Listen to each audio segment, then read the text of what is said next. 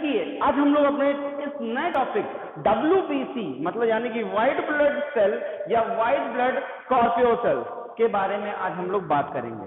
ठीक है बेटा, तो बेटा WBC को एक्चुअली में हम लोग एक दूसरे नाम से भी जानते हैं जिसका नाम क्या होता है, leukocyte. Okay, WBC is also known as the leukocyte. ठीक है, ल्यूकोसाइट के भी नाम से जानता है। एग्जाम्स में कभी WBC की जगह ल्यूकोसाइट लिख दिया तो बेटा कंफ्यूज ना होइएगा, दोनों का मतलब क्या होता है, एक ही होता है। अब बात करते हैं WBC के बारे में। देखो बेटा, ब्लड का ना एक ये भी कंपोनेंट, जैसे हमने कहा कि ब्लड के अंदर कई सारे सेल्स होते हैं। पहला सेल था RBC, हमने उसके बारे में बात कर ली। हमने कहा यार कि 4 मिलियन, 4.5 मिलियन से 5.5 मिलियन तक 1 ml ब्लड में RBCs प्रेजेंट होते हैं, राइट, बताया था मैंने आपको। लेकिन WBC के केस में एक्चुअली ऐसा नहीं होता है। WBC एक हमारा दूसरा सेल है जो कि हमारा एक ब्लड के अंदर ये प्रेजेंट होता है। इसकी बहुत बड़ी इंपॉर्टेंट रोल है। क्या रोल है? RBC ने क्या कहा, RBC ने तो भाई important nutrient, gases, ion, excretory products सब कुछ ट्रांसपोर्ट कर दिया, बॉडी ऑर्गन या टिश्यू तक पहुंचा दिया। लेकिन जब भी हमारे उस पर्टिकुलर ब्लड के अंदर जैसे जब भी कोई अनवांटेड सब्सटेंस बोले तो पैथोजेनिक सब्सटेंस बोले तो ये ऐसे सब्सटेंस होते हैं जो टॉक्सिक इन नेचर होते हैं और जो पर्टिकुलर सेल को या पर्टिकुलर ब्लड को या RBC को डिस्टर्ब कर देता है या डिस्ट्रॉय कर देता है। तो वो पर्टिकुलर सब्सटेंस डिस्ट्रॉय ना हो पाए उसके लिए हमारा WBC यानी कि व्हाइट ब्लड सेल यानी कि ल्यूकोसाइट, ठीक है, अपना बहुत बड़ा इंपॉर्टेंट रोल प्ले करता है। रोल बोले तो ऐसे पैथोजेनिक ऑर्गन को या ऐसे पैथोजेनिक सब्सटेंस को ये वहीं की वहीं क्या करता है, डिस्ट्रॉय कर देता है या किल कर देता है। कैसे किल करता है आइए समझते हैं। ठीक है, तो भाई WBC स्टार्ट करते हैं। हमने RBC में कहा था कि RBC क्या होता है, बाइकॉन्केव शेप का होता है। क्यों होता है बाइकॉन्केव शेप का बेटा? क्योंकि उसके अंदर न्यूक्लियस नहीं होता, इसीलिए बाइकॉन्केव शेप का दिख रहा था। चलो अच्छी बात है। हमने कहा था कि उसके अंदर माइटोकॉन्ड्रिया नहीं होता, इसीलिए ज्यादा से ज्यादा वो ऑक्सीजन क्या कर पाता है, ट्रांसपोर्ट कर पाता है। बहुत ही अच्छी बात है।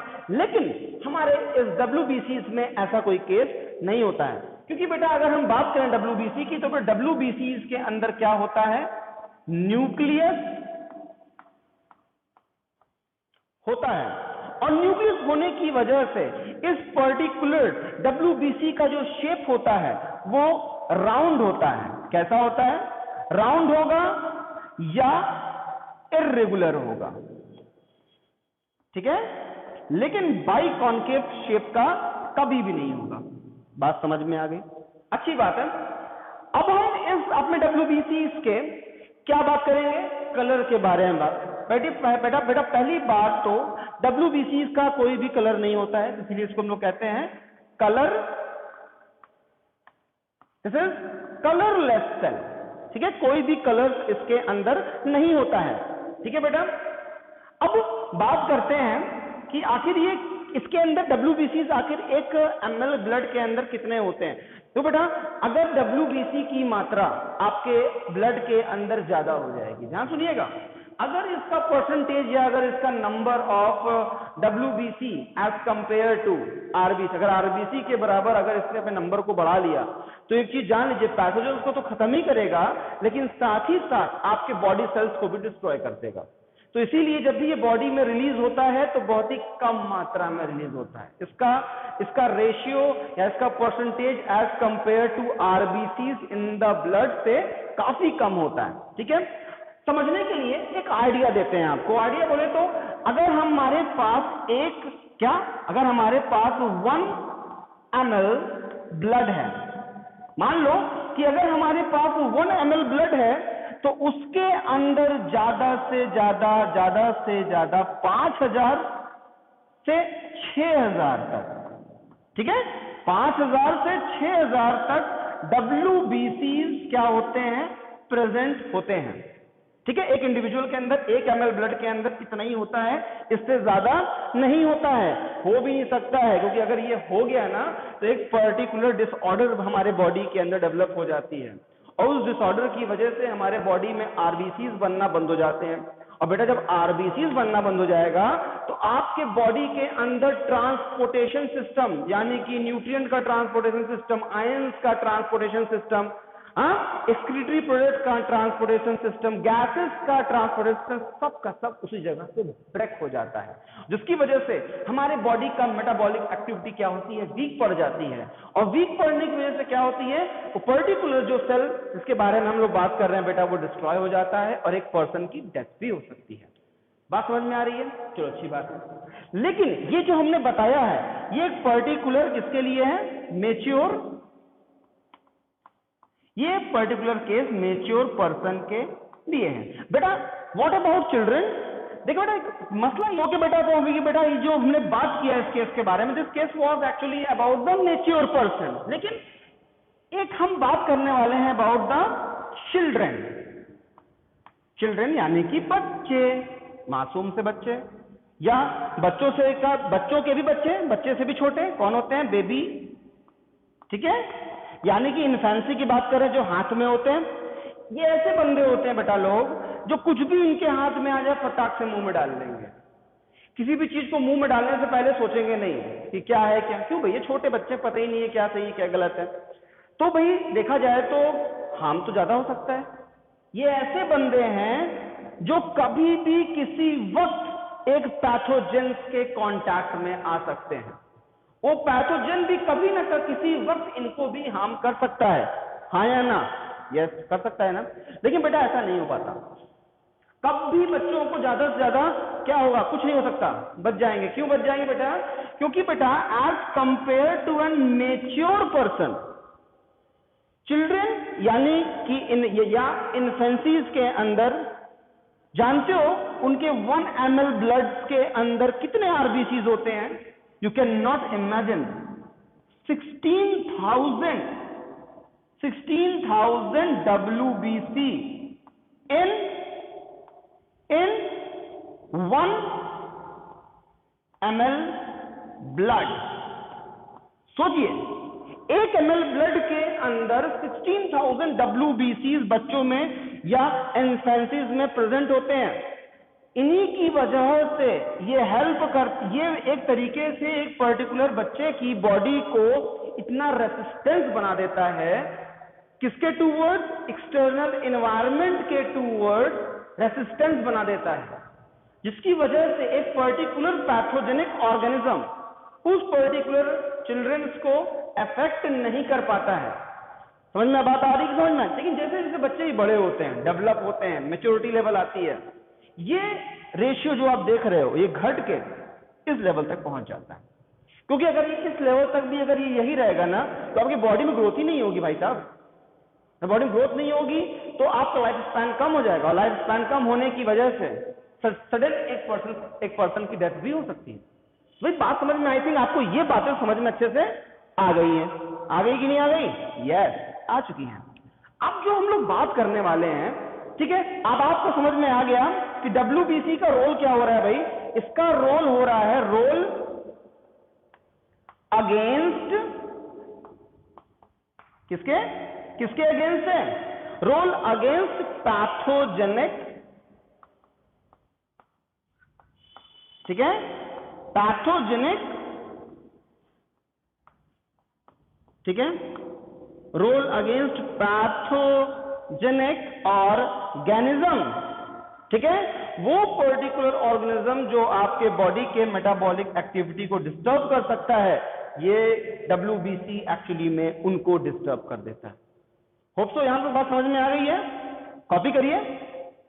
ये लाइफ स्पैन के बारे में बात कर लेते हैं। लाइफ स्पैन बोले तो हर एक चीज की अपनी एक पर्टिकुलर फिक्स डेट या एक्सपायरी डेट होती है, तो इसकी भी कोई ना कोई एक एक्सपायरी डेट तो होगी ही होगी। आइए समझते हैं। अगर हम WBC के लाइफ स्पैन के बारे में अगर बात करें, अगर हम लोग WBC के लाइफ स्पैन के बारे में बात करें तो बेटा इसकी जो लाइफ स्पैन जो होती है 12 घंटे 12 आवर टू 12 डेज तक होती है। कितनी देर होती है बेटा? 12 आवर से 12 डेज तक की होती है। और जैसे ही इसकी लाइफ पूरी हो जाती है, ये क्या हो जाता है? WBC, जब भी WBC या आरबीसी या एनी सेल या एनी टाइप ऑफ सेल, जब भी ये अपनी लाइफ स्पैन पूरी कर लेते हैं और जब ये डेड हो जाते हैं, क्या हो जाते हैं, जब भी ये डेड हो जाते हैं तो कहां चले जाते हैं?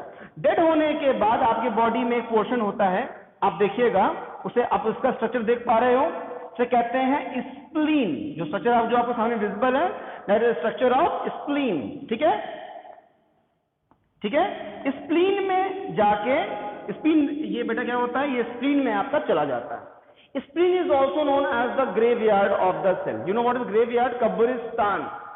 सेल्स का कब्रिस्तान कौन होता है? स्प्लीन। जितने भी डेड सेल्स होते हैं स्प्लीन्स में ही जाके ये समा जाते हैं, ग्रेवयार्ड ऑफ द सेल कहते हैं इसको। तो ठीक है, अब बात करते हैं हम अपने डब्ल्यूबीसी के बारे में, कुछ और पॉइंट्स के बारे में। ये बात आती है यहां पे कि आखिर लाइफ स्पैन इतना कम होता है इसका। लाइफ स्पैन बेटा कम इसलिए होता है क्योंकि ये ज्यादा से ज्यादा मेटाबॉलिज्म एक्टिविटी प्ले करता है as compare to all form of cell. सारे सेल के कंपैरिजन में इसका मेटाबॉलिक फंक्शन क्या होता है? बहुत ही फास्ट होता है। ठीक है, और ये हर टाइम रिलीज नहीं होता है आपके बॉडी सेल्स में। जब भी इसको महसूस होता है कि आपकी बॉडी में किसी रेसिस्टिविटी की वीकनेस हो रही है या पैथोजेंस का एक्शन जब भी आपके बॉडी सेल्स में ज्यादा हो रहा है, उसी टाइम ये क्या होता है? एक्टिव होता है, और एक्टिव होने के बाद क्या करता है? पैथोजेंस को ये डिस्ट्रॉय कर देता है। ठीक है, अब बात करेंगे इसकी फॉर्मेशन के बारे में। क्या बात करेंगे बेटा? कि आखिर इस डब्ल्यूबीसीज का फॉर्मेशन, क्या बेटा? डब्ल्यूबीसीज का फॉर्मेशन कहां पे होता है? बेटा डब्ल्यूबीसी का फॉर्मेशन कहां पे होता है? पहला बोन मैरोज में होता है। कहां पे होता है?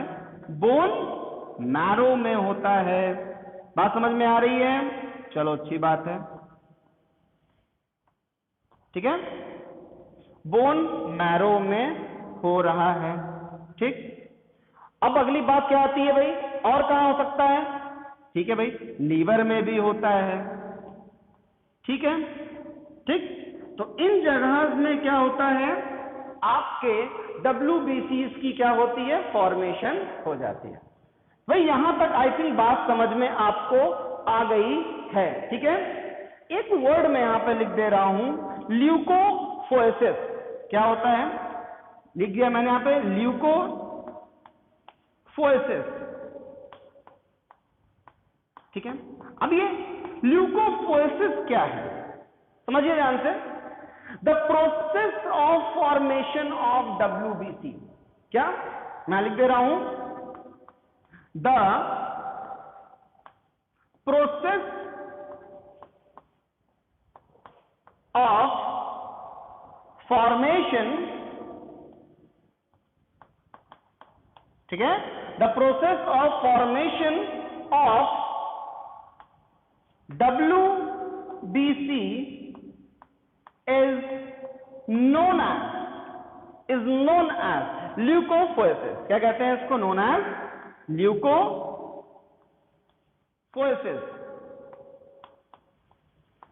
बात समझ में आ रही है?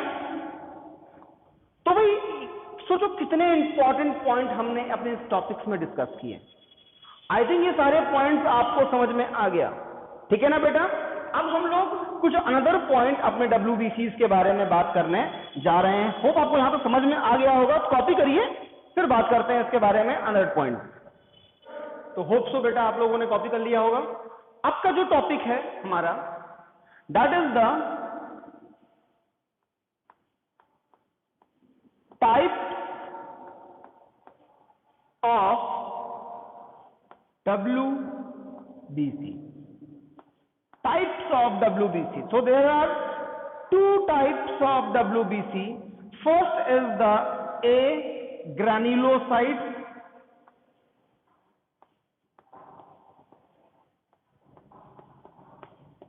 ठीक है, पहला क्या होता है? एक ग्रैन्युलोसाइट, और दूसरा क्या होता है? ग्रैन्युलोसाइट।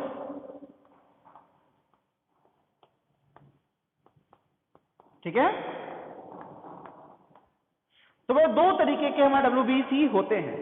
जो हमारा ग्रैन्युलोसाइट्स होता है, क्या होता है?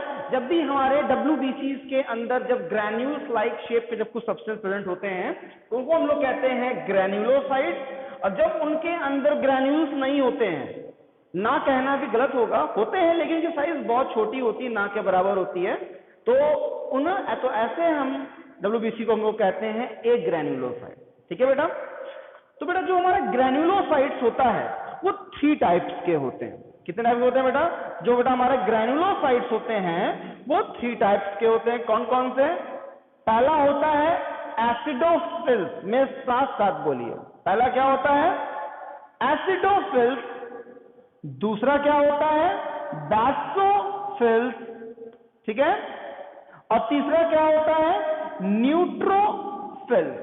So these are the 3 types of WBCs which are known as the granulocytes। मतलब इन 3 तरीके की WBCs के अंदर आपको लार्ज अमाउंट में क्या दिखेंगे? ग्रैन्यूल शेप स्ट्रक्चर आपको दिखेंगे। ठीक है। दूसरा जो हमारा होता है वो क्या है? हमारा एक ग्रैन्युलोसाइट, मतलब ग्रैन्यूल्स होंगे, इनकी साइज क्या होगी? बहुत छोटी होगी, ना के बराबर। तो इनको सब पॉइंट्स में क्या रखा गया है? लिम्फोसाइट। पहला क्या है? लिम्फोसाइट्स। और दूसरा क्या है? मोनोसाइट्स। समझ गई बेटा? तो अगर हम इसको भूल जाएं तो हम ये कहते हैं कि there are 5 types of WBC: acidophils, basophils, neutrophils, lymphocytes and monocytes. So these are the different kinds of WBCs which you can see in this chart. I have written over here cell type. ठीक है। First is the acidophils. Okay. Acidophils के बेटा अगर हम लोग shapes के बारे में बात करें तो बेटा इसका शेप कैसा होता है? राउंड शेप का होता है। न्यूक्लियस की बात करें तो बेटा इसके अंदर कैसे न्यूक्लियस होते हैं? बाइलोब्ड न्यूक्लियस होते हैं। कितने? Bilobed nucleus. ठीक है। इसके अंदर जो ग्रैन्यूल्स होते हैं उसकी साइज क्या होती है? लार्ज होती है। और ये किस पे वर्क करता है? एसिडिक डाइस पे वर्क करता है, जैसा कि इसका नाम ही इंडिकेट कर रहा है, एसिडोफिल्स में, यानी कि एसिड। तो ये क्या करता है बेटा? ये एसिड के ऊपर अपना इफेक्ट डालता है।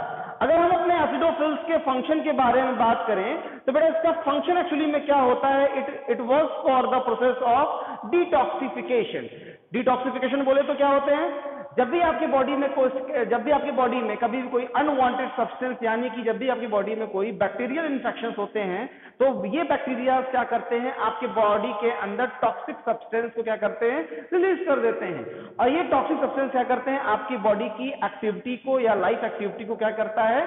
डीएक्टिव करने की कोशिश करता है। तो परेशान होने की कोई जरूरत नहीं है आपको, क्योंकि आपकी बॉडी में एसिडोफिल्स नाम का एक WBC होता है। ये ऐसे सब्सटेंस या ऐसे बैक्टीरियल इन्फेक्शंस को क्या करता है? उसी जगह डिस्कार्ड या डिसएक्टिव कर देता है। तो बात समझ में आपको आ रही है? अगर हम इसके रिमार्क के बारे में बात करें, जब भी कोई ऐसा पर्सन, जब भी कोई ऐसे इन्फेक्टेड बैक्टीरिया के कांटेक्ट में होता है तो ये एसिडोफिल्स यानी कि WBC, कौन सा WBC?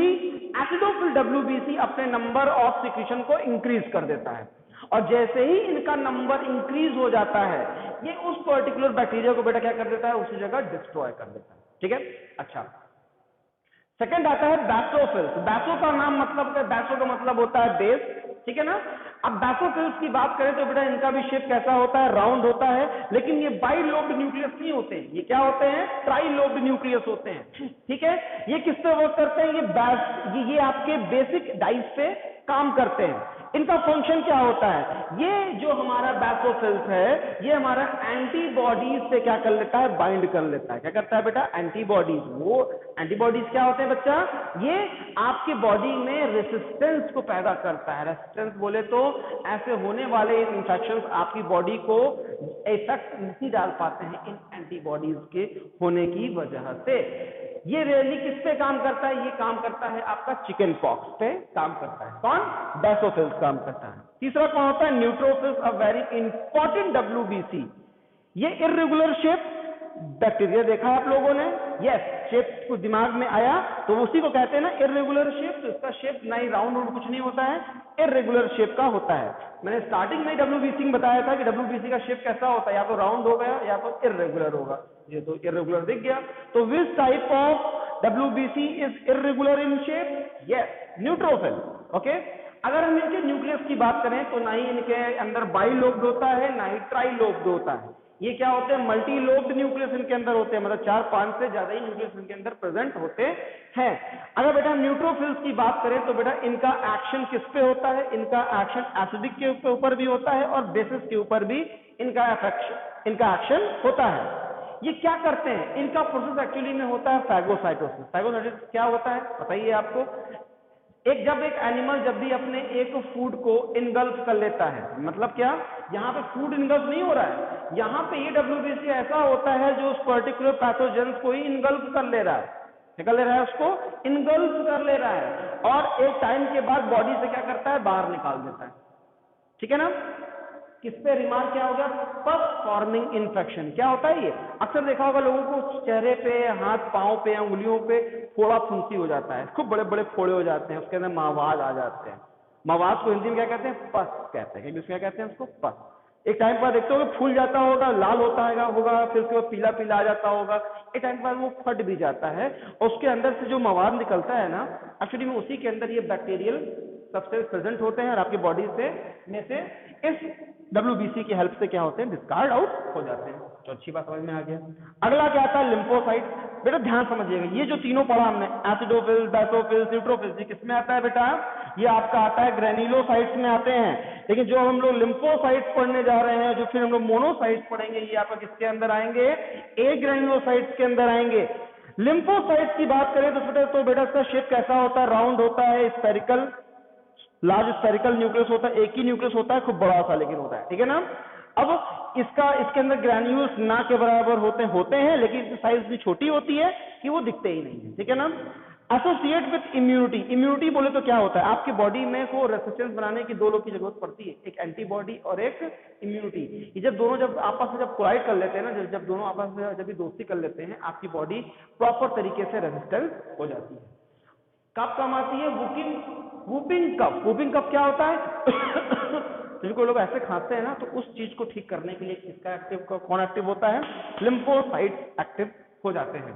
अगला क्या आता है, मोनोसाइट। मोनोसाइट का क्या होता है बेटा, राउंड शेप का होता है। न्यूक्लियस इसके अंदर कैसा होता है, न्यूक्लियस का शेप कैसा होता है, किडनी शेप। किडनी देखा है कि नहीं देखा है, किडनी के शेप का इनके अंदर न्यूक्लियस होता है, किडनी नहीं होता है, ओके ना, किडनी के जैसे शेप का न्यूक्लियस होता है इनके अंदर। ठीक है, सेम यहाँ पे भी वही है। ये भी क्या करते हैं, फैगोसाइटोसिस करते हैं। ठीक है, ये किस पे वर्क करते हैं, they work in the tuberculosis.